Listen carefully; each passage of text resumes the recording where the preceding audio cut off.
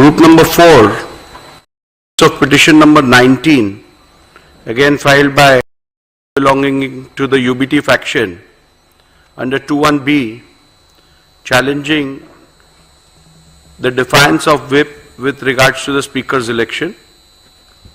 Group number 6 consists of petition number 21, again filed by legislator belonging to the UBT faction under 21B with regards to defiance of whip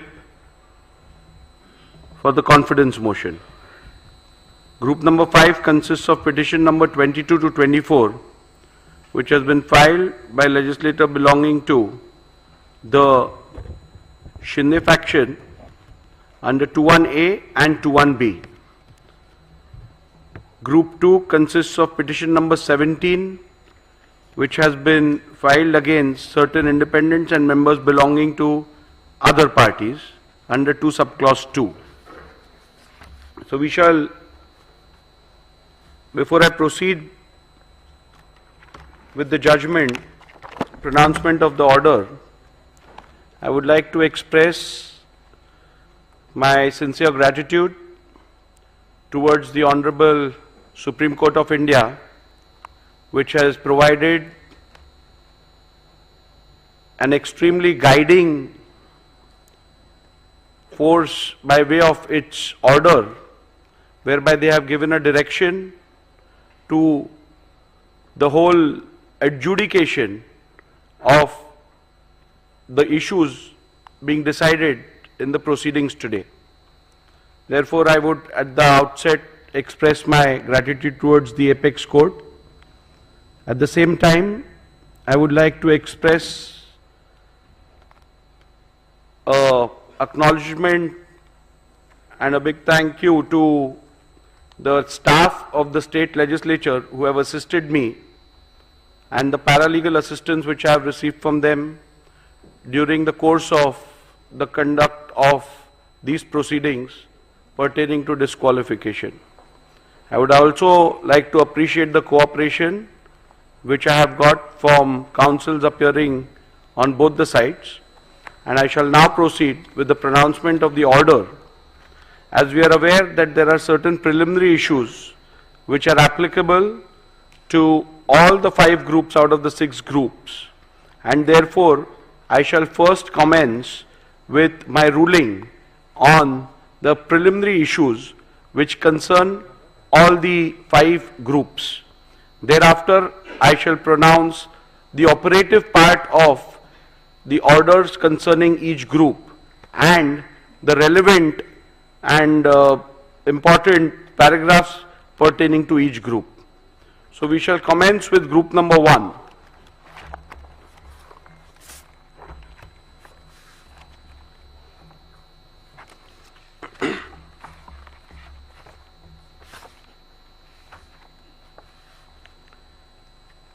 Preliminary issues. The Honorable Supreme Court in Subhash Desai Supra versus the Governor of Maharashtra, hereinafter referred to as Subhash Desai, was pleased to direct that the Speaker should prima facie determine who the real political party is for the purpose of adjudicating disqualification petitions if 2 or more factions claim to be that political party, and accordingly shall recognize the whip and the leader who were duly authorized by the Shivsena political party, keeping with the principles discussed in the said judgment.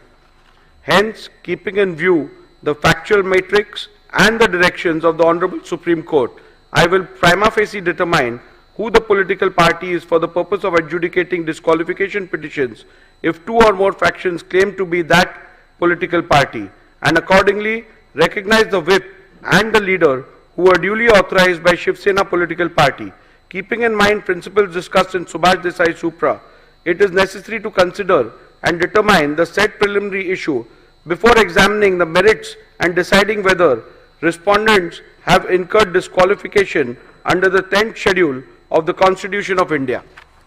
Thus, the preliminary issue that arises for my consideration before delving into the merits of disqualification petitions under the 10th schedule is, which among the 2 fractions was the real Shiv Sena political party, and consequently who was the duly authorized leader and or the whip of Shivsena political party for the purpose of deciding the present disqualification petition.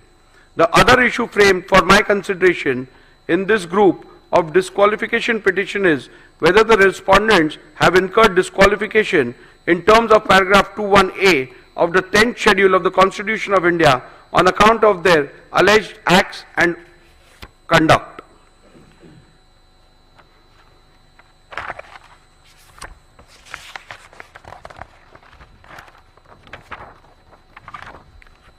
Paragraph 84 deals with the principles which have been laid down by the Honorable Supreme Court. I am not going to read out those are a part of my order. I'll come to paragraph number 85 now. Thus, what emerges from the principles laid down by the Honorable Apex Court in that the question of who the real political party is has to be considered and determined after giving due weightage to 1. The Constitution of Shivsena, 2. The leadership structure of the party, and 3. The legislative majority if two or more factions claim to be real political party. The question of who the real political party is hereinafter referred to as the preliminary issue. Since in these proceedings both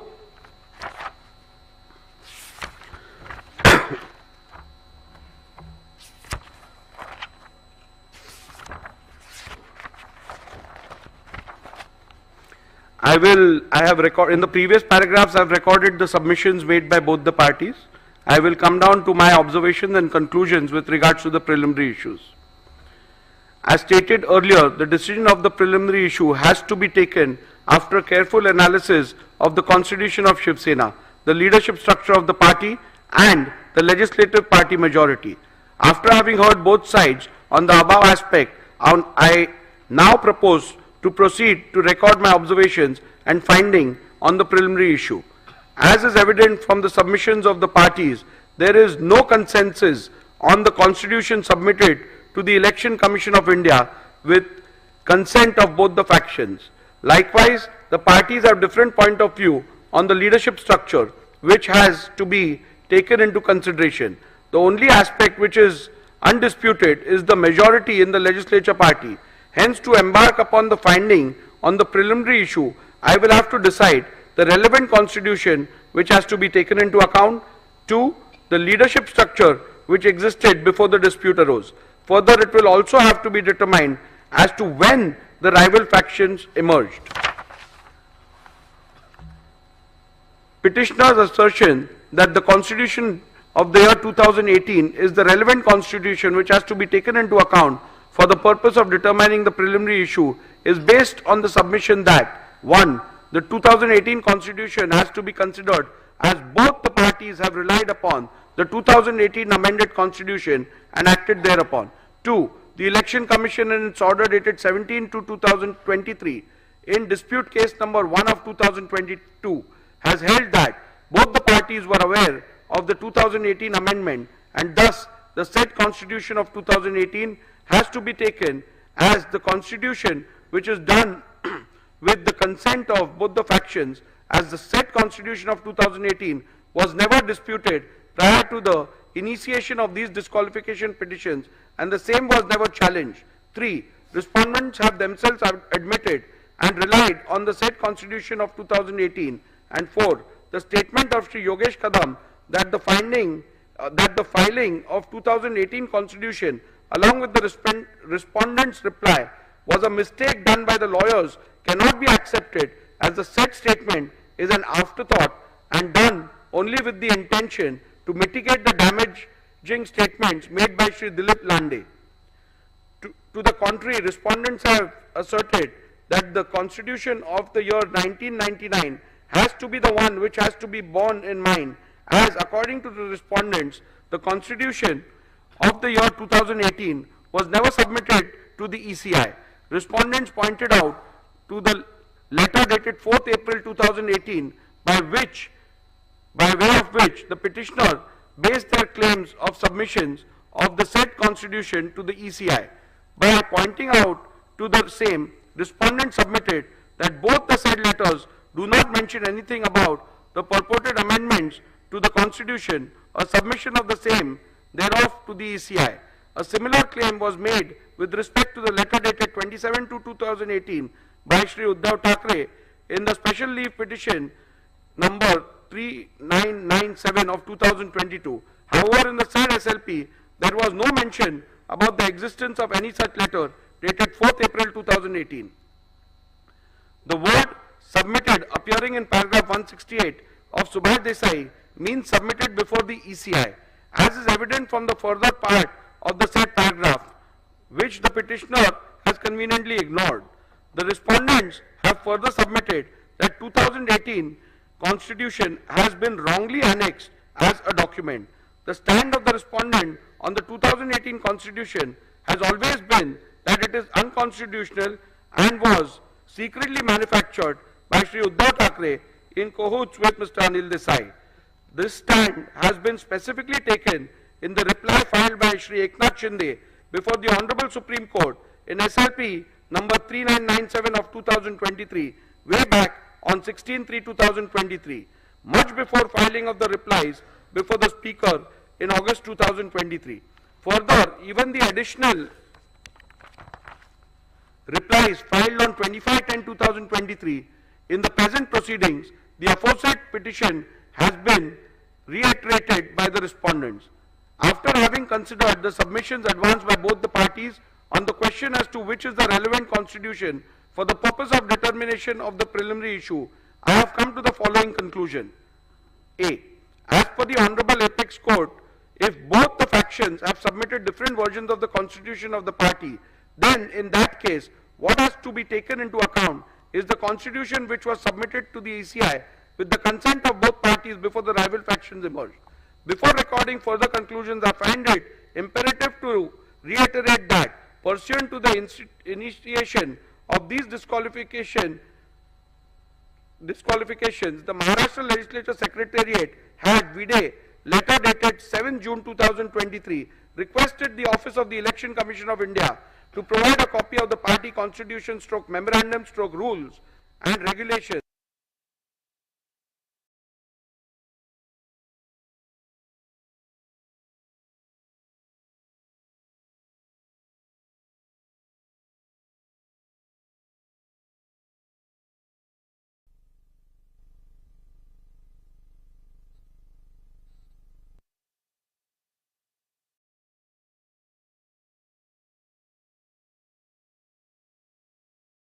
The Election Commission of India, with a letter dated 22nd June 2023, provided a copy of the Constitution and rules of Shivsena as available on the record of Election Commission of India.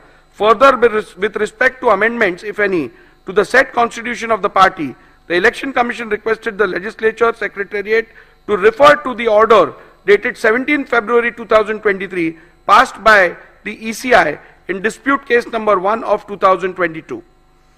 Having perused the same, it has to be noted that the copy of the Constitution of Shivsena provided by the ECI does not bear any date or year, but as per the ECI, that which is provided vide the reply is the only Constitution of Shivsena available on the record of the ECI. Further, with respect to the amendments, if any, to the said Constitution, the Election Commission, vide its order dated 17 February 2023, has held in paragraph 132 4b that the amended Constitution of 2018 is not on the record of the Commission. Thus, the petitioner's submission that the Constitution of the year 2018 has to be taken into account cannot be accepted, as I am bound to follow the directions of the Honorable Apex Court in Subhash Desai Supra, and accordingly take into account the Constitution which the Election Commission has provided. In my jurisdiction under the 10th schedule of the Constitution of India, I cannot delve into any other factor while deciding which is the relevant Constitution. As prima facie, it is evident from the records of the ACI that the 1999 Constitution is the one which was submitted to the ECI by the Shiv Sena before rival factions emerged. Further, it is also necessary to mention that the petitioner's submission that the Constitution of the year 2018 was submitted to the ECI by referring to the letter dated 4th April 2018 cannot be accepted. A bare perusal of the said letter dated 4th April 2018, by way of which the petitioner based their claim of submission of the said constitution to the ECI, does not bear any content which shows that an amended constitution was submitted to the ECI. The said letter only refers to the election held and the results thereof, and nothing more. Further, on closer examination of the special leave petition filed by Mr. Uddhav Thackeray before the Honorable Supreme Court, challenging the ECI decision SLP number 3997 of 2022, I find that exactly same claim has been made about the letter dated 27/2/2018, and there is no mention about the new letter of 4th April 2018. Accordingly, said letter of 2/7/2018 is on the website of the Election Commission of India. However, there is no document relating to the constitution annexed to it. Hence, on this ground also, petitioner's submission that the constitution of the year 2018 has to be taken into account cannot be accepted.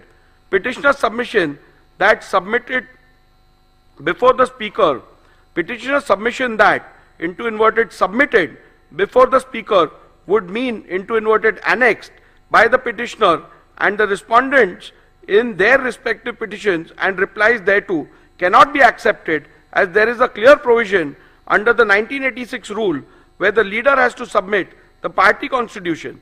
Rule 3 subclause 1 subclause B of 1986 rule mandates that the leader into inverted shall furnish into inverted a copy of the rules and regulations, whether known as such or as constitution or any other name, of the political party concerned. Further, Rule 3 subclause 4 contemplates that whenever any change takes place in the information furnished by the leader of the legislature party under Rule 3 subclause 1, he shall as soon as may be thereafter, and in any case within 30 days from the date on which such change has taken place, or within such further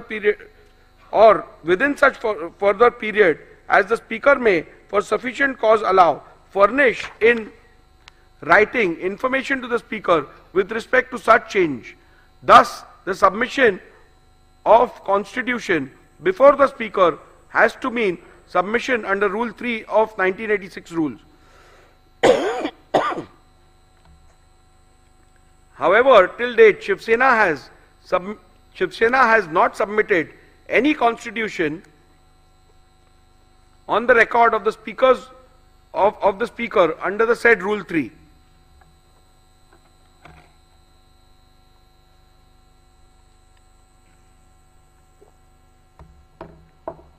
In view of the above observations and finding, I need not further analyze any other submission in this regard made by the parties, and I hold that the Constitution of Shiv Sena provided by Election Commission of India, vide letter dated 22nd June 2023, is the relevant Constitution of Shiv Sena for determination of the preliminary issue as to which faction is the real political party. Constitution of Shiv Sena held to be the relevant constitution is hereinafter referred to as the SS Constitution. The leadership structure relevant for the determination. Learned Senior Advocate Mr. Kamath's submission that the leadership structure which is relevant for the purpose of deciding the preliminary issue is the leadership structure which is reflected in the communication dated 27 February 2018 and 4th April 2018 made to the Election Commission of India pursuant to the elections held on 23rd January 2018 is based on the petitioner's submission recorded in paragraph 89A to G herein above. Initially, the petitioner relied on the affidavit submitted to the ECI of the then office bearers of Shiv Sena, produced along with the affidavit in lieu of examination of chief to show that Shri Uddhav Thackeray had support of the majority in the organization.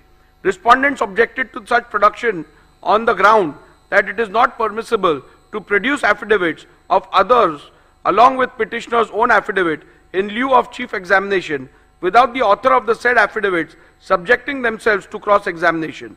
In any event, during the arguments, Mr. Kamath did not rely on these affidavits and limited his submissions to the 2018 leadership structure as available on the ECI website. Mr. Jethmalani, in turn, focused his submission to buttress the ground that the said leadership structure of 2018 cannot be considered and relied upon for the purpose of determining the preliminary issue, as the said leadership structure is not in conformity with the constitution of Shiv Sena, which is on record of the ECI, and thus the same would be contrary to the findings of the Honorable Supreme Court in paragraph 168 of Subhash Desai. Mr. Jethmalani further relied on the legislative party leadership to submit that the legislative party also forms part of the leadership structure, as it is not only mentioned in the SS Constitution, but there is no dispute regarding the said members being part of the Pratinidhi Sabha under the SS Constitution. After having considered the submissions advanced by both the parties on the question as to which is the relevant leadership structure for the purpose of determination of the preliminary issue, I have come to the following conclusion. The submission of Mr. Kamath, the jurisdiction under the 10th schedule, only mandates a prima facie adjudication as to what the leadership structure of the political party was at the relevant time, and it does not extend to an inquiry as to whether or not the leadership structure available on the record of the ECI was pursuant to a validly held election is a correct position, and hence I concur with the same. Petitioner's submission that in these proceedings the respondents cannot challenge the organizational election results available on the record of the ECI, as the 10th schedule does not permit the raising of any such defense, is a correct position, and hence I am in agreement with the same. Respondent submission that the leadership structure of 2018 cannot be considered and relied upon for the purpose of determining the preliminary issue, as the said leadership structure is not in conformity with the constitution of Shiv Sena, which is on record of the ECI, does not arise at this juncture, as it is a submission which has to be considered while determining whether the said leadership structure can be relied upon for the purpose of determining which faction represents the real political party, which would be dealt with at the appropriate juncture. The only question which is to be determined in the current part of the order is what and who all constituted leadership structure of Shiv Sena at the relevant time. Respondents have led detailed evidence, and despite being confronted during cross-examinations, they have been able to demonstrate that no organizational elections were held on 23/1/2018. On the contrary, in the affidavit in lieu of examination of Chief of Shri Sunil Prabhu, PW1, has stated that organizational elections were held on 23/1/2013 and 23/1/2018. However, Shri Sunil Prabhu has not claimed any personal knowledge of the same or without and whether he was present during the said elections. During his cross-examination, he was confronted with the letter dated 28/1/2013. Thereafter, a specific question was posed to him by Mr. Jethmalani as to whether he voted in the said election, to which he responded in the affirmative. The contents of the said letter clearly stated that all the candidates were declared unopposed. The contradiction was also put to the witness by Mr. Jethmalani in cross-examination. However, no justification for the same was put forth by the witness. In view of the above evidence and records before me, prima facie indicate that no elections were held in the year 2013 as well as in the year 2018. However, I, as the Speaker, exercising jurisdiction under the 10th schedule, has a limited jurisdiction and cannot go beyond the record of the ECI as available on the website, and hence I have not considered this aspect while determining the relevant leadership structure.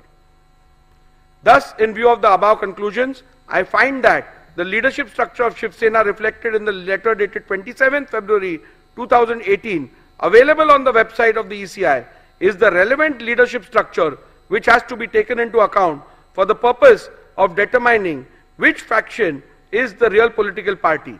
The question whether which faction is the real political party is discernible from this 2018 leadership structure is discussed in paragraph 112 to 131 infra of the present order. The leadership structure so determined as the relevant leadership structure for the purpose of these disqualification petitions are hereinafter referred to as the 2018 leadership structure.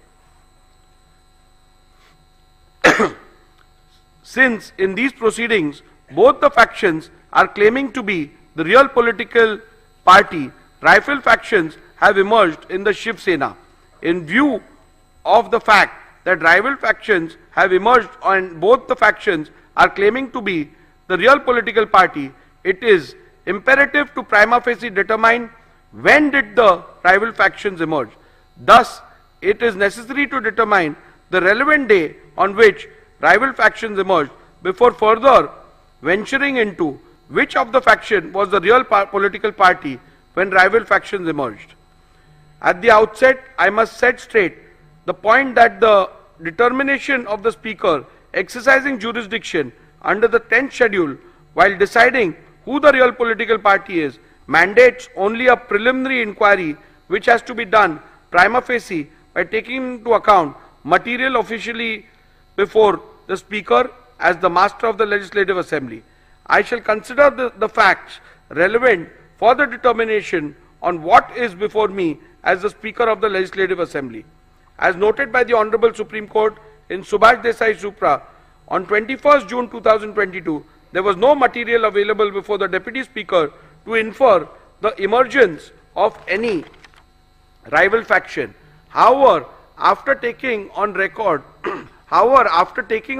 the resolution dated 21st June 2022 passed by the SSLP, disputed by the respondents, the very next day the then Deputy Speaker received a resolution disputed by the petitioner dated 21st June 2022, received by the then Deputy Speaker on 22nd June 2022, contrary to the resolution dated 21st June 2022.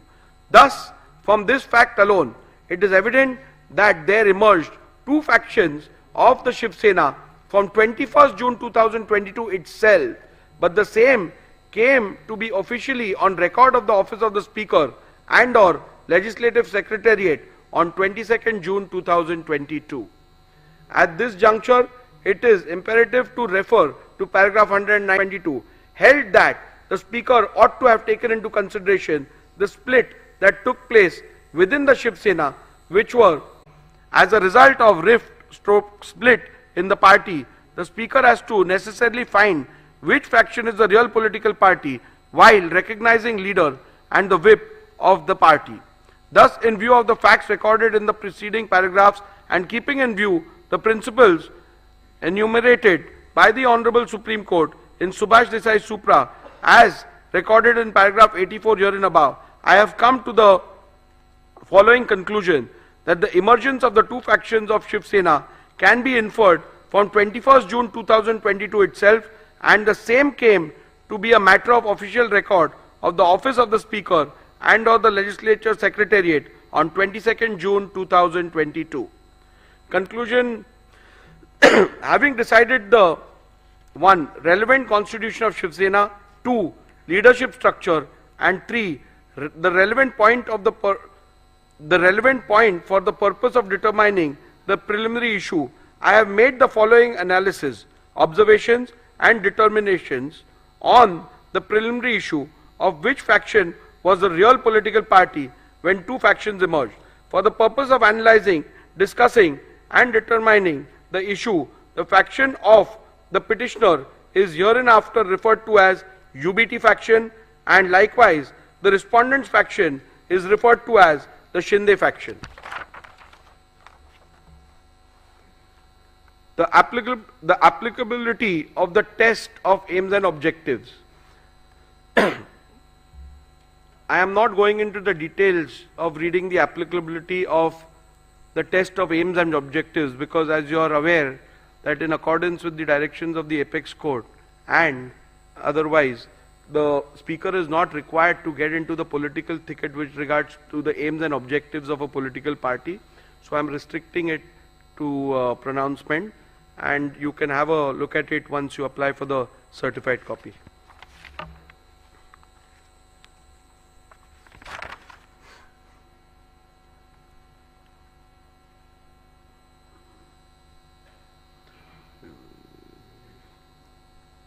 The reason why Shiv Sena constitution assumes significance is to analyze whether the question of which faction is the real political party is discernible from the leadership structure identifiable from the said Shiv Sena constitution. So the Shiv Sena constitution is relevant to the extent of identifying the leadership structure. Leadership structure as a criteria to determine who was the real political party. As I have already held, which is the relevant constitution and read with permissions of the parties, there emerges two further questions.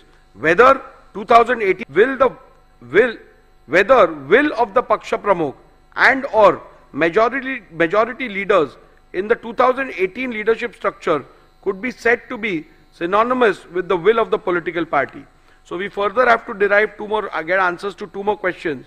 The primary one being whether 2018 leadership structure is in conformity as provided by the constitution, and number two, whether the will of the Paksha Pramukh and or majority of the leaders reflects the will of the political party. As there are contrasting submissions on the question, it is necessary to peruse the SS constitution and the 2018 leadership structure and then record a finding as to whether the 2018 leadership structure is in conformity with the constitution of the Shiv Sena. Thus, I have taken a comparative look at the 2018 leadership structure and the SS constitution and have arrived at the following observations and conclusions. A. 2018 leadership structure mentions Shiv Sena Paksha Pramukh into bracket president as the highest office of the SSPP. However, in the SS constitution, the highest office of the Shiv Sena political party is Shiv Sena Pramukh, but the said constitution distinguishes highest office and the highest authority and provides that Rashtriya Karyakarni is the highest authority whose decision shall be final.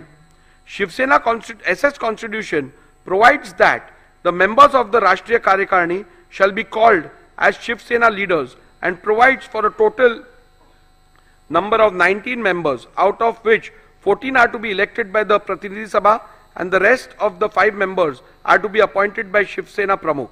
However, the 2018 leader structure envisages only 13 members in the Rashtriya Karyakarni, out of which 19 are to be elected and the remaining 4 are to be appointed. SS constitution provides for a total number of 21 deputy leaders, out of which 17 are to be elected by the Pratinidhi Sabha and the rest of the 4 members are to be appointed by Shiv Sena Pramukh. However, the 2018 leaders structure envisages 33 deputy leaders, out of which 21 are to be elected and the remaining 12 are to be appointed.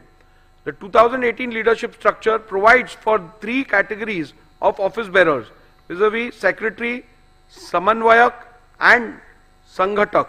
However, the constitution of Shiv Sena provides for 3 categories of office bearers, vis-a-vis president, sarchitnis, general secretary, koshadhyaksha, treasurer. From the observation recorded in the preceding paragraphs, it is evident that the 2018 leadership structure is not at all in conformity with the constitution of Shiv Sena. In view of this finding alone, it could very well be concluded that the 2018 leadership structure, which is not in conformity with the constitution of Shiv Sena, cannot be taken as the yardstick to determine which faction was the real political party at the relevant point of time. In view of the same, I have come to the conclusion that the 2018 leadership structure read with the SS constitution does not provide determine the said preliminary issue. Nevertheless, I am inclined to look at the second question regarding paragraph 115 herein above, where will of the Paksha Pramukh and or majority leaders in the 2018 leadership structure could be said to be synonymous with the will of the political party, so as to not leave any stone unturned in arriving at a decision. The determination of this question arises out of the alternate submissions made by the UBT faction that the 2018 leadership structure has to be taken ex facie, and the determination of which faction was the real political party has to be solely based on the said leadership structure without a comparison of the said structure with the leadership structure provided for in the constitution of the Shiv Sena.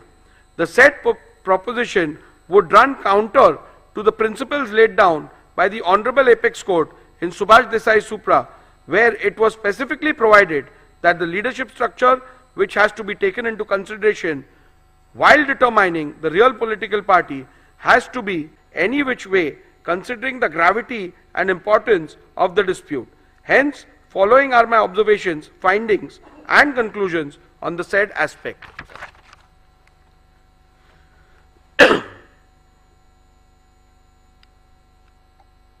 Of the Paksha Pramukh is synonymous with the will of the political party, and thus if there is a rift in the leadership structure, the decision of the Paksha Pramukh constitutes the will of the political party. This proposition is devoid of merit, as I do not find any substance to allow the same. The reason for the same are recorded herein below. The proposition perhaps would have been a valid point if the party president was the sole repository of the decision making with respect of the policy and administration of the party. For analyzing the said submissions, a perusal of the SS Constitution was made. The SS Constitution provided that Rashtriya Karyakarni shall be the highest authority of the party, and its decision in all matters concerning the party policy and party administration shall be final. It is also to be noted that the Paksha Pramukh is only a presiding member of the said highest authority in the party, and in no way is the sole repository of decision making in the party. Thus, in view of the same, the submission that the decision and or the will of the Paksha Pramukh is synonymous with the will of the political party cannot be accepted. It would be appropriate to note that the SS Constitution does not even have a post called Paksha Pramukh. However, it was argued by the UBT faction that the nomenclature difference in the 2018 leadership structure and the SS Constitution is not a relevant factor for the purpose of deciding the preliminary issue. Even though I have held in paragraph 117 that 2000 leadership structure is not at all in conformity with SS Constitution, I shall consider this submission. The Constitution of Shiv Sena provides for Shiv Sena Pramukh. The submission of the petitioner that Shiv Sena Pramukh mentioned in the SS Constitution is the same post of Shiv Sena Paksha Pramukh termed in the 2018 leadership structure.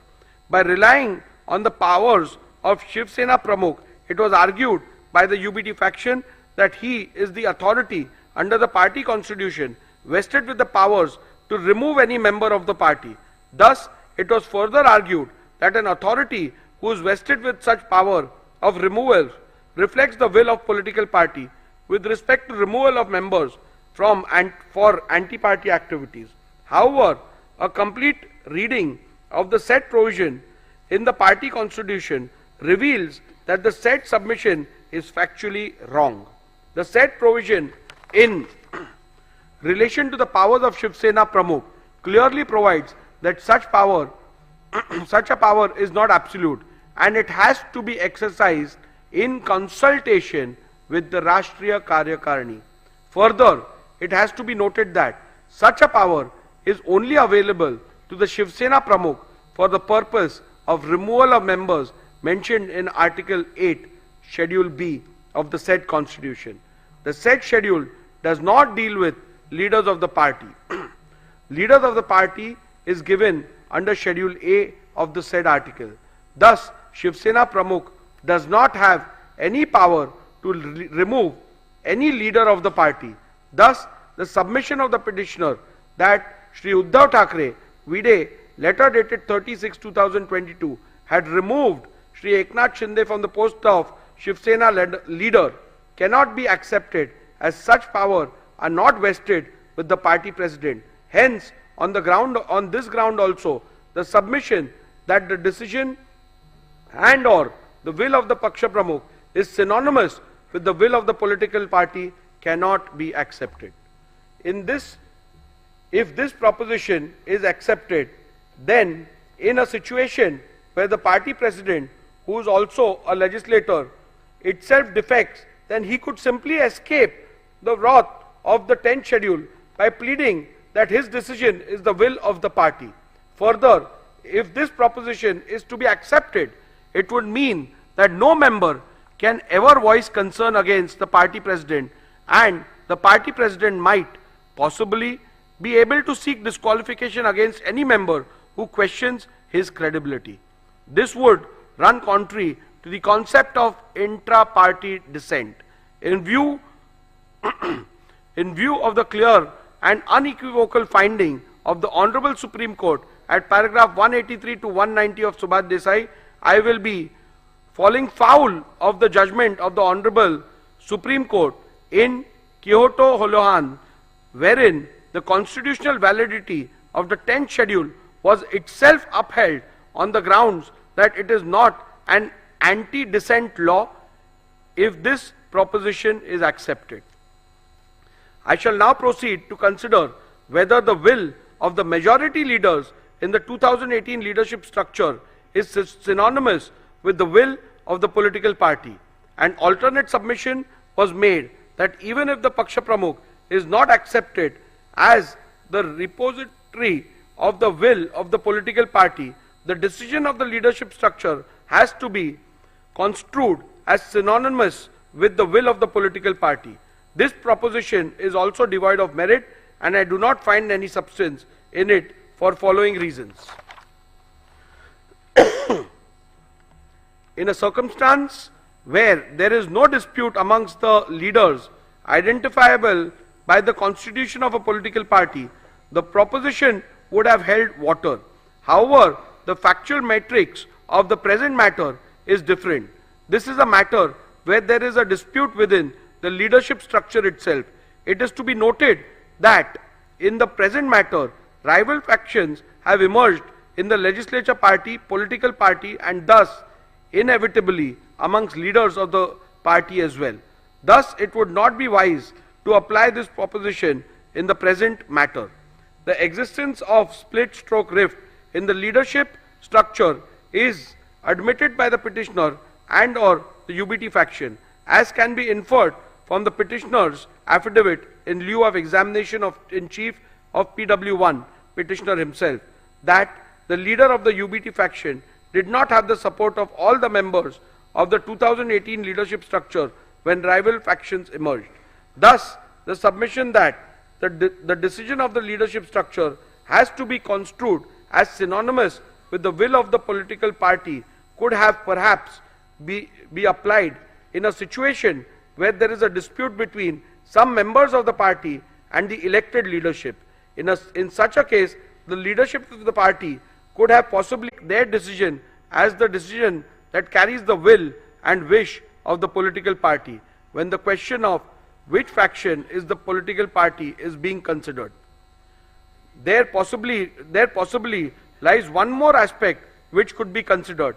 Does the stand-stroke decision of the majority members of the leaders within the leadership structure, identifiable and appointed according to the constitution of the political party, could be construed as the will and desire of the political party in the event accepted as the one which conveys the will of the political party?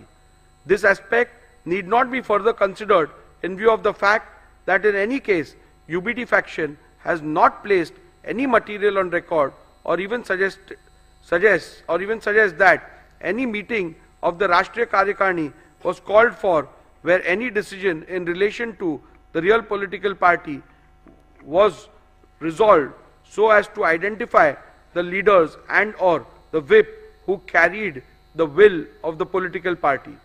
Thus, in the absence of any such material, including any majority decision of the Rashtriya Karyakarni in relation to the real political party, identifying the leader and or the whip who carried the will of the political party would be an impossible task. Any conclusion reached would be without basis in law and evidence of fact. The submission that the UBT faction shall be taken as a real political party is entirely based on the conjuncture that if there will be a decision taken in relation to the political party by Rashtriya Karyakarni, then UBT faction would have had the majority. At this juncture, the petitioner's claim about a meeting purportedly held on 25th June 2022 has to be dealt with. It is the petitioner's case that Rashtriya Karyakarni meeting was held on 25th June 2022 and certain resolutions were passed. In support of this case, petitioner has produced certain resolutions of 25th June 2022. Those documents are disputed by respondents. Mr. Jetmalani, learned counsel for respondent, objected to the said documents being considered on the ground that they were forged and fabricated and demonstrated this before me by showing two separate documents, one annexed by the petitioner Shri Sunil Prabhu to his affidavit in lieu of examination of in chief, and the other set of the same documents which are annexed to the Supreme Court Convenience Compilation Volume 2. In the first set of documents annexed to the affidavit in lieu of examination in chief, termed as minutes of the meeting of Rashtriya Karyakarni, and purportedly 7 resolutions passed in the said meeting. In none of the resolutions there is any signature of any person whose name are shown on the said document. Only on page 105 of Sri Sunil Prabhu's affidavit in lieu of examination in chief, there is a sole signature of Sri Vinayak Raut, who is shown as Shivsena secretary. The perusal of the said document shows that the meeting was termed as Rashtriya Karyakarni. In the second set of documents, which are annexed to the Supreme Court Convenience Compilation Volume 2, the resolutions are shown on different pages and they are not part of any minutes which was annexed to the affidavit in lieu of examination in chief of Sri Sunil Prabhu. These resolutions are shown on the letterhead of Shiv Sena, Rashtriya Karyakarni Baitak into bracket Pratinidhi Sabha. Petitioner relied on these documents to show that 7 resolutions have been passed, but in none of these documents there is even a single signature save and except for signature of 2 persons. The name mentioned as proposer and seconder are not even members of Rashtriya Karyakarni, like Sri Rahul Shevaye, who is not a member of Rashtriya Karyakarni, who has stepped into the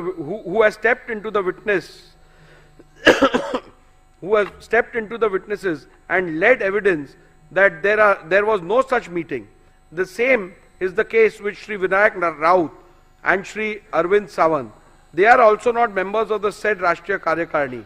The petitioner had claimed that the said meeting was held on 25/6/2022 at Sena Bhavan, whereas Sri Uddhav Thackeray claimed that the said meeting was held through video conference.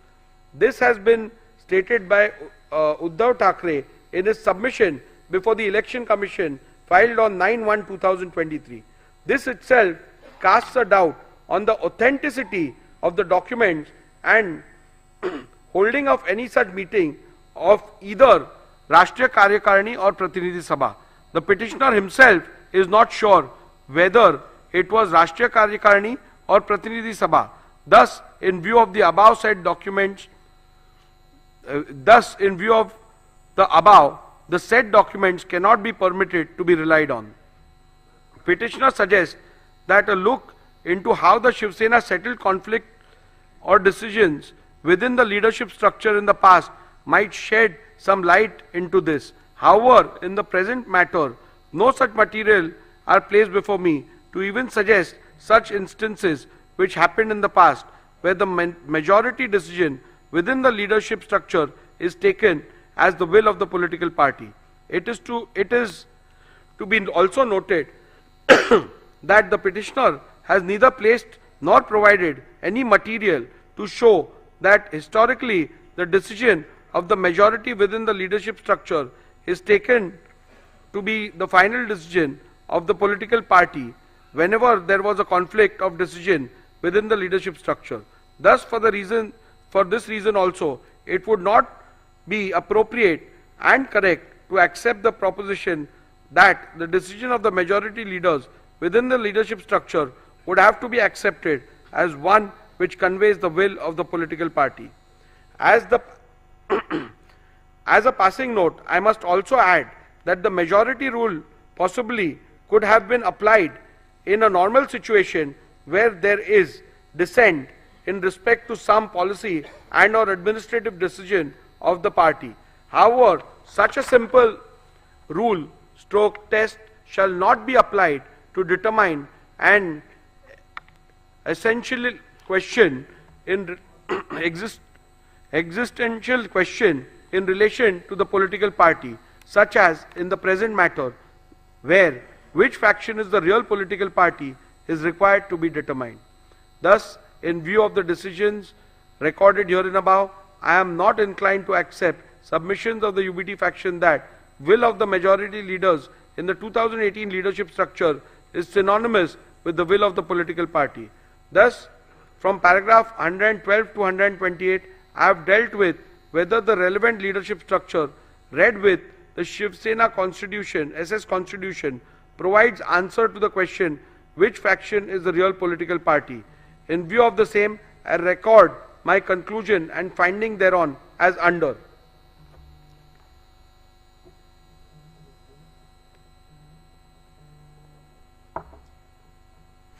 The 2018 leadership structure is not at all in conformity with the constitution of Shiv Sena and thus does not provide a reliable outcome and or answer to the question which faction is the real political party and hence cannot be relied upon to determine the preliminary issue.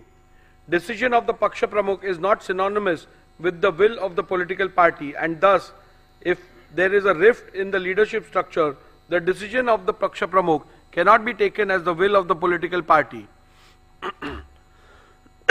When there is a vertical rift in the horizontal leadership hierarchy of the political party and both the factions within the said leadership structure emerged as a result claim to represent the will of the political party, it would not be appropriate to apply the test of which of the said faction decision carries the will and wish of the political party. In the case of Shiv Sena political party, will of the majority leaders in the 2018 leadership structure cannot be said to be synonymous with the will of the political party. In view of the findings recorded in the preceding paragraph, I hold that the 2018 leadership structure read with the SS Constitution does not provide any reliable answer to the question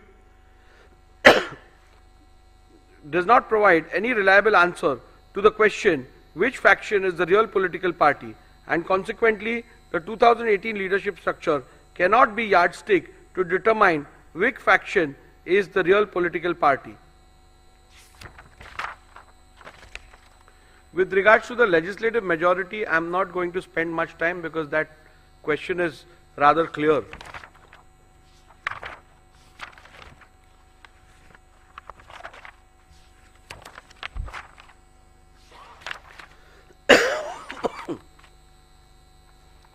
In view of the above observations and findings, I hold as follows. Which faction is the real political party is discernible from legislative majority which existed when the rival factions emerged. Legislative majority which existed when the rival factions emerged can be discerned and or inferred from 1. The Shinde faction resolution dated 21st June 2022 and 23rd June 2022 available on record of the Legislature Secretariat, and the admitted position which can be inferred from the initiation of petitions against 38 legislators of Shinde faction by the UBT faction. Shinde faction had an overwhelming majority of 37 out of 55 MLAs with the when the rival faction emerged. From my analysis, observations, conclusions and findings recorded in paragraph 82 to 144 herein above, I hold that Shinde faction was the real Shiv Sena political party when rival factions emerged on 21st June 2022.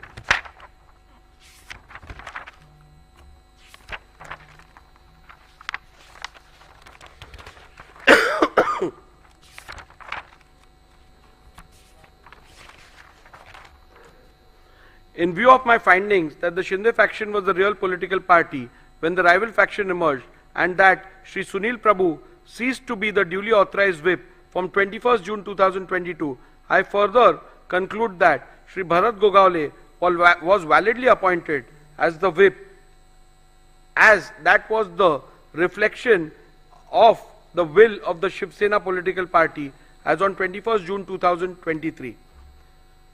Following are the final conclusions, which is again a summary.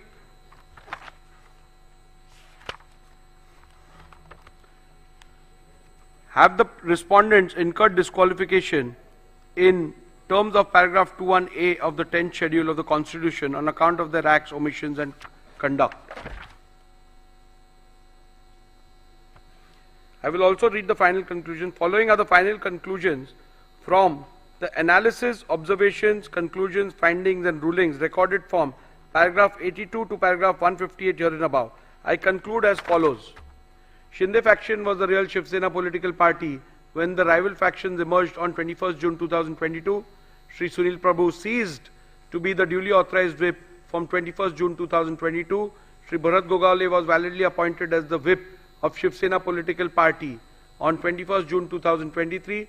Shri Eknath Shinde was validly appointed as the leader of the Shiv Sena political party on 21st June 2023.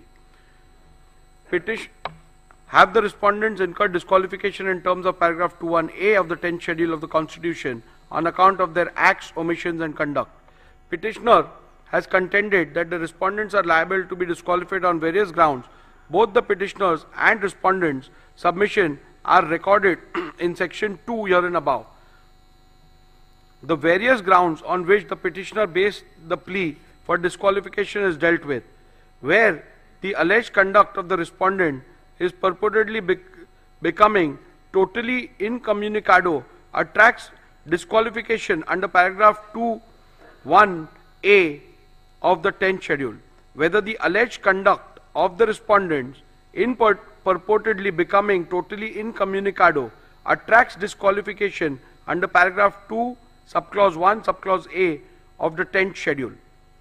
The first ground on which the petitioner sought disqualification of the respondents is that the respondents became incommunicado. The submission cannot be accepted and the respondents cannot be held to be disqualified on this ground for the following reasons. The ground is a mere allegation, and apart from mere assertion that the respondents have gone incommunicado, the petitioner has not put forth any evidence or material to substantiate it. For instance, the petitioner has not provided any material about who was sought to be contacted and by whom, when such an attempt was made, etc. A mere unsubstantiated statement that the legislators have gone incommunicado cannot even be a ground to attract disqualification under paragraph 21A of the 10th schedule. When rival factions emerge in a political party, especially within the leadership, it is possible for both the factions to allege that the other faction has gone incommunicado. In such a circumstance, especially in the light of the law laid down by the apex court in Subhash Desai Supra, it would not be correct to hold any faction to have incurred disqualification for going incommunicado without first determining which of the faction is the real political party, reflecting the will of the political party. Also, having held that the Shinde faction was the real political party when the rival factions emerged, the submission of the petitioner that the respondents have gone incommunicado ceases to hold any meaning for the purpose of disqualification. On the 20th of June 2022, elections for the Legislative Council were held. In his cross-examination, Shri Sunil Prabhu, PW1, stated that all the MLAs were present for the same. In the face of this evidence, it would not be possible to accept that the legislators had gone incommunicado. Respondents have placed that they have been in touch with the UBT faction. They substantiated it by stating that Shri Milind Narvekar and Shri Ravindra Phatak, MLC, of the UBT faction, had gone to Surat and met Shri Eknath Shinde and other respondents on 21st June 2022 on the instructions of Shri Uddhav Thackeray. This fact was not denied by the petitioner Shri Sunil Prabhu when a suggestion was put to him in the cross-examination. In fact, the petitioner admitted that Shri Milind Narvekar and Shri Ravindra Phatak, MLC, of the UBT faction had gone to Surat and met Shri Eknath Shinde and other respondents. Also, three of the witnesses for respondents have testified that Shri Milind Narvekar and Shri Ravindra Phatak, MLC, of the UBT faction had gone to Surat and met Shri Eknath Shinde and other respondents. On 21st June 2022, on the instructions of Shri Uddhav Thackeray, the testimony stood the test of cross-examination and the petitioner could not establish otherwise. Thus, on this count alone, or this count also, it would not be possible to accept the legislators were incommunicado, Whether the deliberate absence of the respondent in the SSLP meetings purported to be held on 21st June 2022 attracts disqualification under paragraph 21A of the 10th schedule. The second ground on which the disqualification is sought is that the respondent deliberately remained absent in the SSLP meeting held on 21st June 2022. Petitioners relied on the attendance sheet register of the meeting dated 21st June 2022. After having considered the submission advanced on this ground, I hold that respondents cannot be held to be disqualified on this ground. In view of my conclusion that 1. The Shinde faction was the real political party when factions emerged, and 2. Shri Sunil Prabhu ceased to reflect the will of the political party from the moment the faction emerged. Thus, it would not be correct to say that Shri Sunil Prabhu had any authority to call any meeting of the SSLP. Hence, on this ground alone, petitioner's case that the respondents were liable to be disqualified for non-attendance of the meeting dated 21st June 2022 is liable to be rejected. Irrespective of the conclusion that may be reached about which faction was the real political party, respondents could not be held to be disqualified on the ground that they deliberately remained absent in the SSLP meeting held on 21st June 2022. This is because of the following reasons. Petitioner relied upon the attendance sheet of the 21st of June 2022 to claim that all those MLAs who were signed the said attendance sheet were present in the meeting, while those who did not sign were not present. Based on this document, the UBT faction claimed that respondents remained deliberately absent. A comparison of the original attendance sheet produced along with the affidavit in lieu of chief examination of the petitioner Shri Sunil Prabhu, PW1, with the copy of the attendance sheet produced and verified as a true copy along with the petition, reveals that the two do not match. There are glaring discrepancies. The copy claimed to be the original of the said attendance sheet has a handwritten date of 21st June 2022, whereas the copy verified as the true copy of the original produced along with the petition does not have it. Further, Shri Sunil Prabhu stated in his cross-examination that the documents relied as the attendance sheet was in fact a register of MLAs to whom the whip of 21st June 2022 was served and received. So, facts show: 1. There are glaring discrepancies in the said attendance sheet. 2. The statements of Shri Sunil Prabhu shows the document relied upon as attendance sheet of MLA present on 21st June 2022 is in fact a register of service and receipt of the whip dated 21st June 2022 of the MLAs. Thus, the said document is unreliable and cannot be taken as proof of non-attendance of respondents in the meeting held on 21st June 2022. Hence, on this count as well, petitioner's case that the respondents are liable to be disqualified for non-attendance of the meeting dated 21st June 2022 has to be rejected. Further, all the respondents have denied the receipt of any whip for attending the meeting on 21st June 2022. Countering this, petitioner Shri Sunil Prabhu, in his affidavit in lieu of examination in chief, stated that the whip for 21st June 2022 meeting was sent via WhatsApp by Shri Maharashtra Harishchandra Chaugle to Shri Prabhakar Kaye, PA of Shri Eknath Shinde. In the cross-examination of Shri Sunil Prabhu stated that the whip was sent via WhatsApp to all the respondents, who according to him were not traceable. However, petitioner has not offered any statement or any material to even suggest that such WhatsApp messages were sent to other respondents. Thus, the petitioner has failed to establish that whip/notice was served upon the respondents in petition number 2/15, directing them to attend the meeting on 21st June 2022. As to the service of whip on Shri Eknath Shinde, the only material produced by the petitioner is an alleged screenshot of the WhatsApp message sent by one Shri Manoj Harishchandra Chaugle to one Shri Prabhakar Kaye. This does not constitute proof of any notice whip was served upon Shri Eknath Shinde, directing him to attend the meeting on 21st June 2022. Further, a perusal of the aforementioned WhatsApp message allegedly sent to the PA of Shri Eknath Shinde shows that the said message was sent at 12:31 p.m. on 21st June 2022 for a meeting which was allegedly scheduled for 12:30 p.m. Thus, it is abundantly clear that none of the respondents were ever served any notice whip for the alleged meeting dated 21st June 2022. Hence, on this ground alone, also, petitioner's case that the respondents were liable to be disqualified for non-attendance of the meeting dated 21st June 2022 must be rejected. The third ground on which the disqualification of respondent is sought is that the respondents deliberately remained absent in the SSLP meeting held on 22nd June 2022.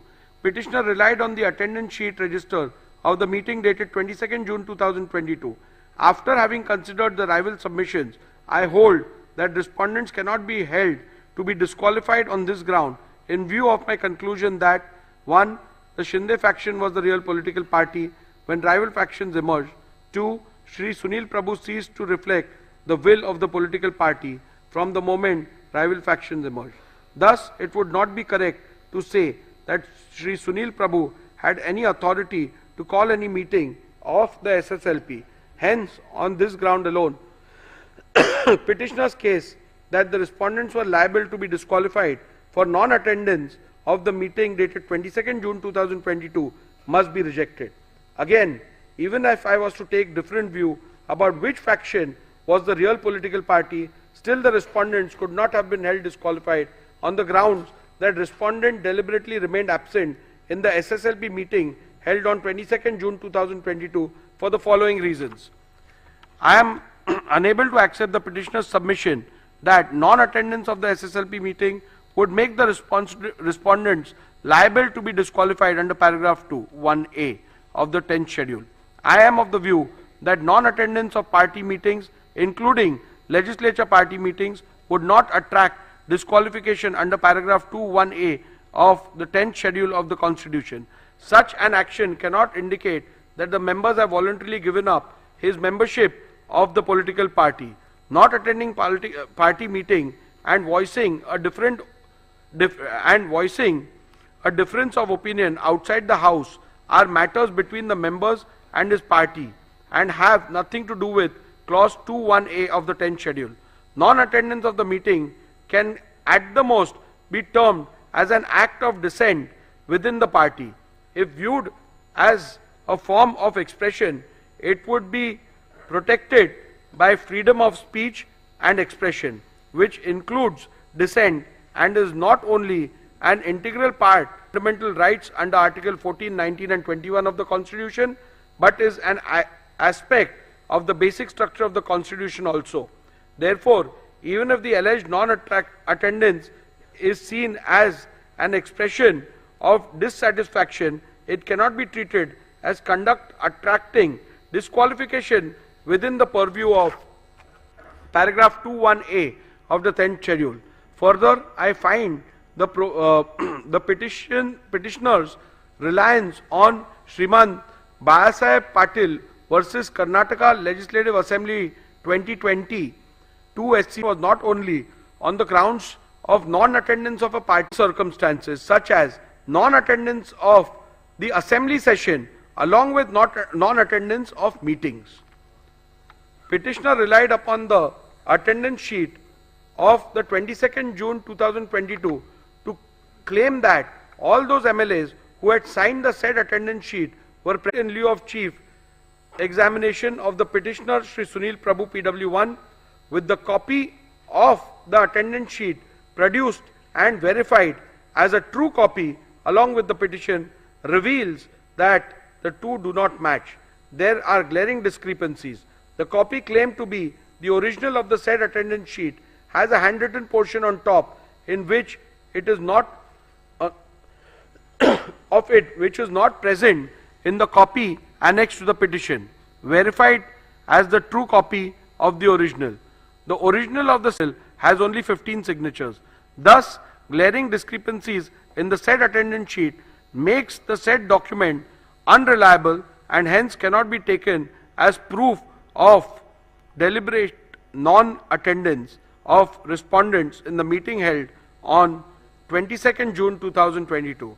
Hence, on this count as well, petitioner's case that the respondents are liable to be disqualified for non-attendance of the meeting dated 22nd June 2022 is liable to be rejected. In view of my conclusions reached above and the findings that the Shinde faction was the real political party when rival factions emerged, it would not be correct to say that respondents have incurred disqualification under paragraph 2(1)(a) and the 10th schedule by passing the resolution dated 21st June 2022. Hence, on this ground alone, petitioner's case that the respondents are liable to be disqualified for passing the resolution dated 21st June 2022 must be rejected. The next ground on which disqualification of respondents is sought is that the respondents acted in concert with BJP. This ground is a mere allegation, and apart from the mere statement that the respondents have acted in concert with the BJP, the petitioner has not provided any material to substantiate the same. Thus, a bald, unsustained statement that the legislators have acted in concert with the BJP cannot be a ground to attract disqualification under paragraph 2(1)(a) of the 10th schedule.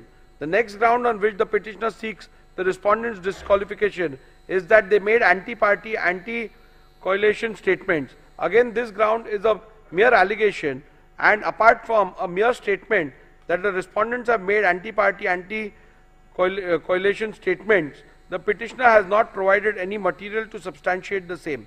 Newspaper/media reports relied on the petitioner cannot be taken as conclusive evidence of anti-party activities. It can at most be only considered hearsay. Thus, a mere unsubstantiated statement cannot be ground to attract disqualification under paragraph 2(1)(a) of the 10th schedule. In conclusion, I would like to make some observations about dissent, indiscipline, and what acts as indiscipline would attract disqualification under the 10th schedule. If some member or members in a given case go overboard and make some statements or do some acts which may be considered indiscipline, it would be for political party to deal with them appropriately. Looking at the degree and gravity of the indiscipline, the concerned member may be censured, admonished or reprimanded or given a mere extreme punishment such as suspension or expulsion from the party as may be warranted by party rules. The 10th schedule is not intended as a device to be used for imposing intra-party discipline, much less for administering the party. No party leadership can use the provisions of the 10th schedule as a deterrent to stifle the collective dissent of large number of members by threatening them with disqualification under the 10th schedule. In a given case, when a tussle for leadership arises between leaders in a political party, the elected members, as indeed the common party workers, usually cannot remain mute onlookers. They are compelled to choose sides. Wherever whatever else may be the consequences of this action or inaction, the parties cannot expect that the high office of the speaker can be used to eradicate opposition or quell dissent in party ranks by employing the mechanism of the 10th schedule. In any case, the speaker has no role to play in this game of political tussle between warring party leaders. The speaker merely goes to the letter of the law and the spirit behind introduction of penal consequences in the 10th schedule, which in my considered view is to preserve the democratic foundations of the legislature or the parliament. I must keep in mind this object underlying the 10th schedule and ensure that the dispute falls within the provisions of paragraph 21A and B, and that his powers are not sought to be invoked with ulterior motives for party gain. In view of my conclusions and findings recorded herein above, petition number 1 to 16 of 2022 are hereby dismissed.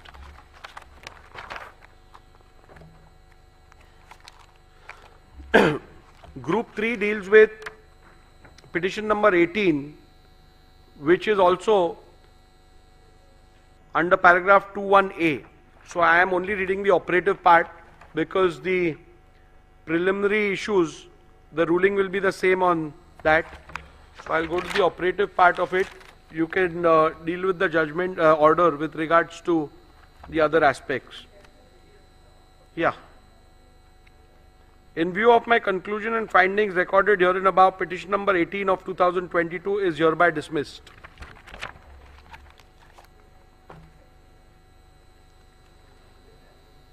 Group 4, petition number 19, which is filed by legislator belonging to the UBT faction under 21B, challenging the defiance of whip in the speaker's election.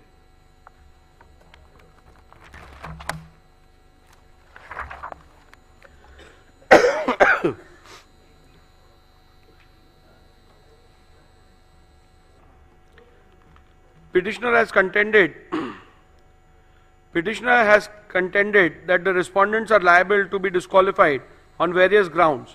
Both the petitioners and respondents' submission are recorded in section 2 herein above. However, the prayer for disqualification in the present petition is restricted to the alleged violation of whip dated 2nd July, allegedly issued by the petitioner in respect of the election of the speaker held on 3rd July 2022. Other averments are all repetitions of submissions in petition number 1 to 16 and petition number 18 of 2022. Thus, my finding thereof may be read and referred to in respect of the averments under paragraph 2, subclause 1, subclause A of the 10th schedule. Thus, the only ground on which the petitioner sought disqualification of respondent is that the respondent has violated the whip dated 2nd July, allegedly issued by the petitioner in respect of election of the Speaker held on 3rd July 2022. The submission cannot be accepted. This submission cannot be accepted, and the respondents cannot be held to be disqualified in view of my conclusion in respect of the real political party that the Shinde faction was the real political party when the rival faction emerged, and Shri Sunil Prabhu ceased to reflect the will of the political party from the moment rival factions emerged. Thus, it would not be correct to say that Shri Sunil Prabhu has any authority to issue any whip on 2nd June 2022. Hence, on this ground alone, petitioner's case that the respondents are liable to be disqualified for violation of whip dated 2nd July 2022 must be rejected. Irrespective of any conclusion that may be reached about which faction was the real political party, respondents could not be held to be disqualified on the ground that they violated the whip dated 2nd July 2022. This is because of the reasons recorded herein below. The petitioner has failed to prove the service of whip dated 2nd July 2022. Petitioner Shri Sunil Prabhu PW1 in his affidavit in lieu of examination in chief deposed that the whips dated 2nd July 2022 were sent by email to the email address of the respondents. He stated that Shri Vijay Joshi, an employee working in the Shivsena Vidhimandal Karyalay, Vidhan Bhavan, was instructed to send the whip. He further deposed that 2 whips dated 2nd July 2022 were sent by Shri Vijay Joshi to the respondents in disqualification petition number 19 and 21 of 2022. Vide 3 emails dated 2nd July 2022.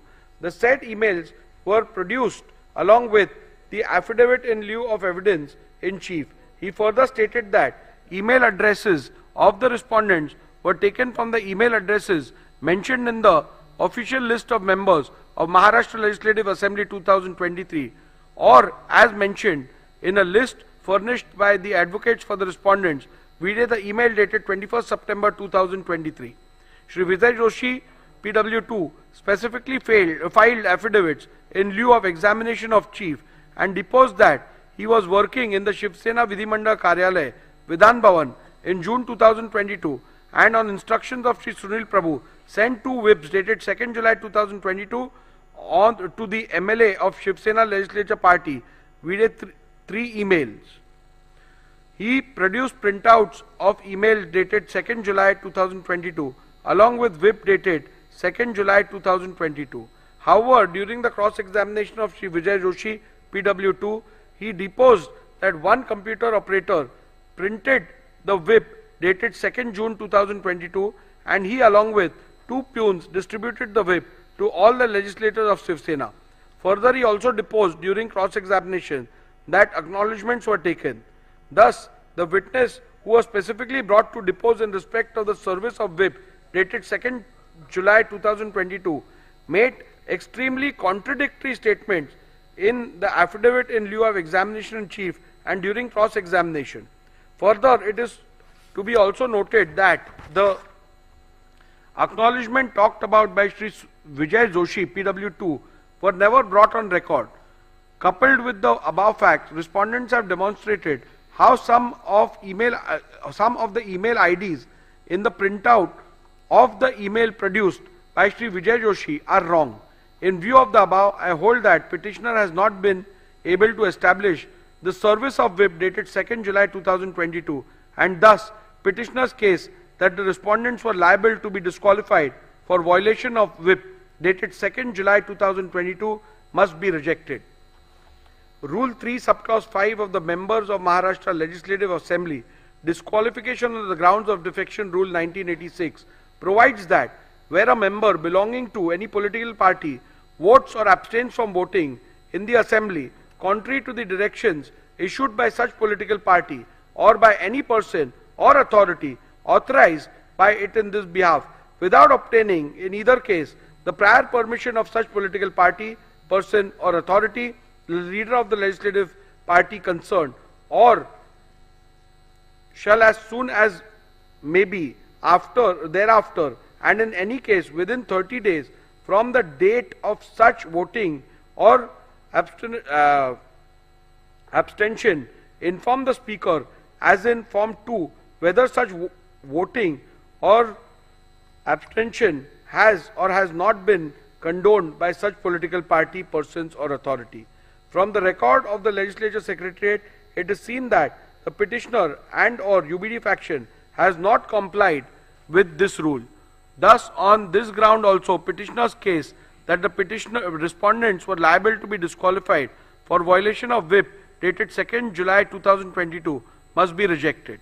The Honorable Supreme Court in Kyoto Holohan and others at paragraph 123 SCC has held that, keeping in view the consequences of the disqualification, i.e.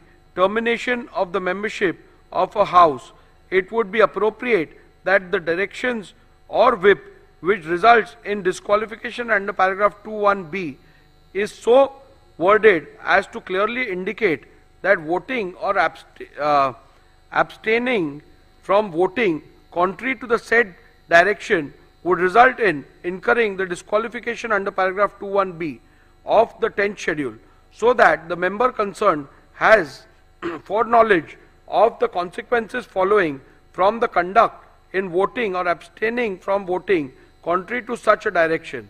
A perusal of the whip dated 2nd June 2022 shows that the whip dated 2nd June 2022 does not contain any words which would indicate that the said whip, if not allowed, would result in the disqualification.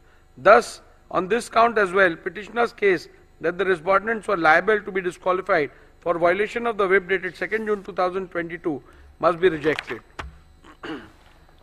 At this juncture, I intend to look into respondent's submission that a whip cannot be issued in an election to the post of speakers has to be considered, even though the learned counsel for the petitioner submitted that in normal course of events no whip is issued for the election of the post of the speaker, but he submitted that the election held on 3rd July 2022 was not in normal course, but it was crucial event linked to the sustenance of the government. Petitioner further submitted that in any election where a candidate has been set up by the political party, then in that case the directions of the political party are binding on the legislator in important elections. At the outset itself, I must state that the record that the petitioner's submission that in a speaker's election candidates are set up by a political party is factually wrong. As a convention, the candidates are not usually seen as candidates set up by political party. In the present case also, Sri Rajan Salvi was not set up as a candidate of Shivsena, but his notice of nomination was moved by a legislator affiliated to the NCP and seconded by legislator affiliated to the INC. This clearly indicates that candidates for the election of speaker are not set up by political parties. In view of the same, the petitioner's own submission, a whip could not have been issued in the election of a speaker as the candidate was not set up by any political party. In view of my conclusions and findings recorded herein above, petition number 19 of 2022 is hereby dismissed.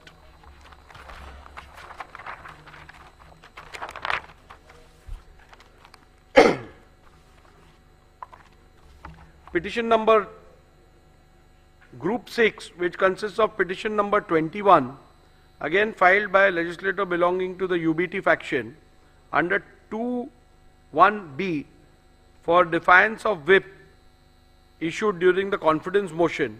I will only read the operative part and you can refer to the judgment for the details. The preliminary issue has already been decided in the previous orders, so that will apply to this as well. In view of my conclusions and findings recorded herein above, petition number 21 of 2022 is hereby dismissed.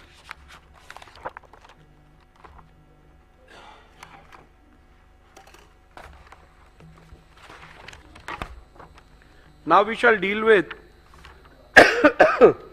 Group 5, being petition number 22 to 24, which have been filed by legislator belonging to the Shinde faction under paragraph 21A and paragraph 21B of the 10th schedule of the Constitution of India.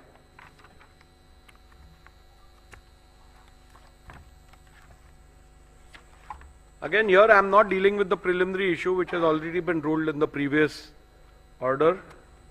So I will directly go.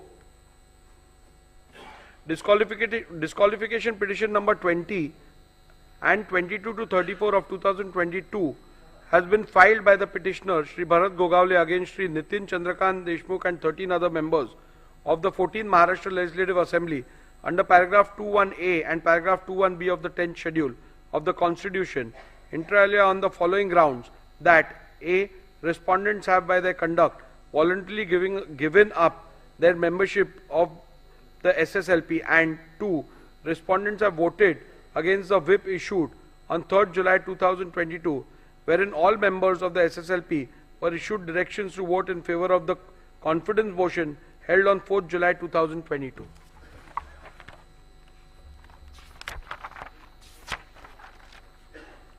I'll straight away go to my analysis, observations and findings. The issue as to which faction was the real political party when the rival factions emerged and who was the duly authorized whip and the leader has been extensively discussed and decided in disqualification petition 1 to 16, group number 1. Since the genesis of both this group and the said group is the same, the preliminary issue is common. Thus, the said decision on preliminary issue decided in disqualification petition number 1 to 16 of 2022 be read as the decision hereunder. Petitioner has contended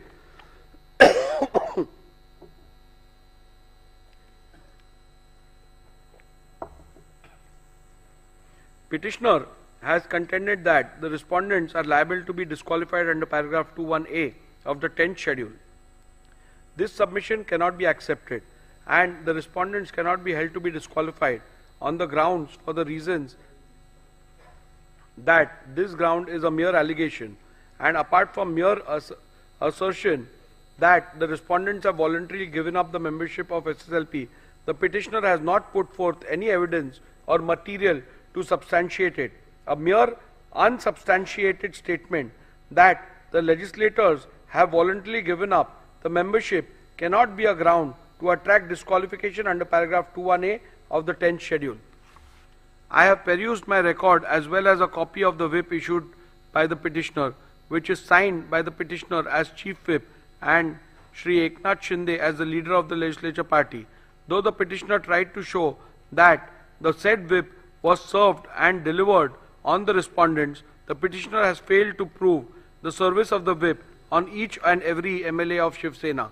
I have also examined in detail the cross-examination of the petitioner, Shri Bharat Gogawale, and have found major inconsistency in the answers regarding physical service of the whip, and therefore this evidence cannot be accepted. Insofar as delivery by WhatsApp is concerned, the same also was produced on the last day of the evidence despite ample opportunity for the same. Even the pleadings filed by the petitioner are silent on the issue of service. In these circumstances, it will not be justifiable for me to take on record a document purporting to be a screenshot of WhatsApp messages which were admittedly sent through a third person mobile number, i.e. one Mr. Santosh Kadam, who also did not step into the witness box. Thus, petitioner's plea to disqualify respondents cannot be accepted. The Honorable Supreme Court in Kyoto Hulyan at paragraph 123 SCC has held that, keeping in view the consequences of the disqualification, termination of the membership of a house, it would be appropriate that the decision of whip which results in such disqualification under paragraph 21B is so worded as to clearly indicate that voting or abstaining from voting contrary to the said directions would result in incurring the disqualification under paragraph 21B of the 10th schedule, so that the member concerned has foreknowledge of the consequences following from his conduct in voting or abstaining from voting contrary to such a direction. A perusal of the whip dated 3rd July 2022 shows that it does not contain any words which would indicate that the said whip, if not allowed, would result in disqualification. Thus, on this count as well, the petitioner's case that the respondents are liable to be disqualified for violation of whip dated 3rd July 2022 must be rejected. Rule 3 subclause 5 of members of Maharashtra Legislative Assembly, disqualification on grounds of defection rule 1986, provides that where a member belonging to any political party votes or abstains from voting in the assembly contrary to any directions issued by such political party or by any person or authority authorized by it in this behalf, without obtaining in either case the prior permission of such political party, person or authority, the leader of the legislature party concerned, or shall as soon as may be thereafter and in any case within 30 days from the date of such voting or abstinence, inform the speaker as in form 2 whether such voting or abstinence has or has not been condoned by such political party, person or authority.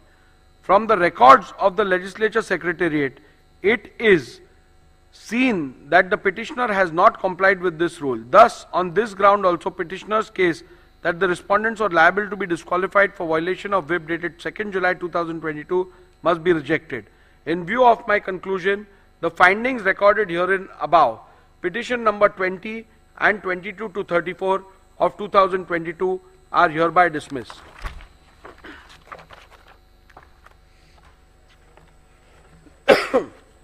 Group 2, petition number 17 against 2 independent MLAs and 1 Mr. Bachchu Kadu of PJP party.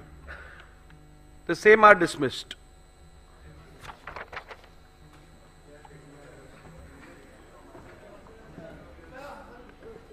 Yeah, you can apply for certified copies. We will provide you with a mail as well as hard copies.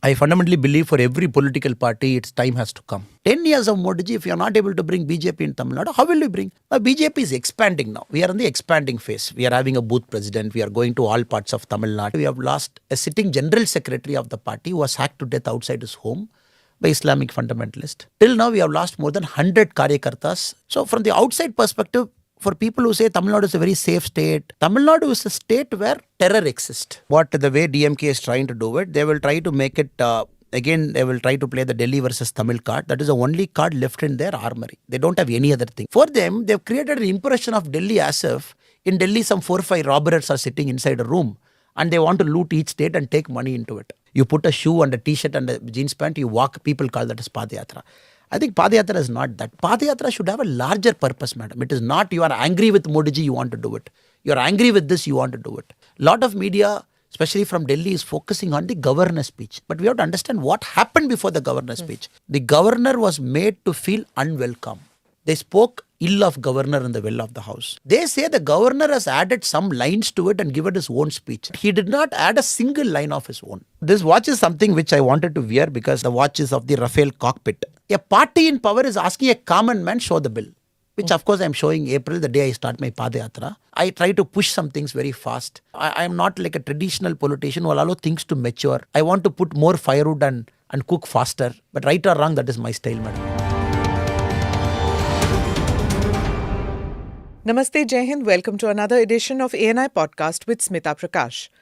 Today my guest is Annamalai Kuppuswamy, the state president of the BJP in the southern Indian state of Tamil Nadu. Annamalai hails from the Karur district in Kongu region of Tamil Nadu.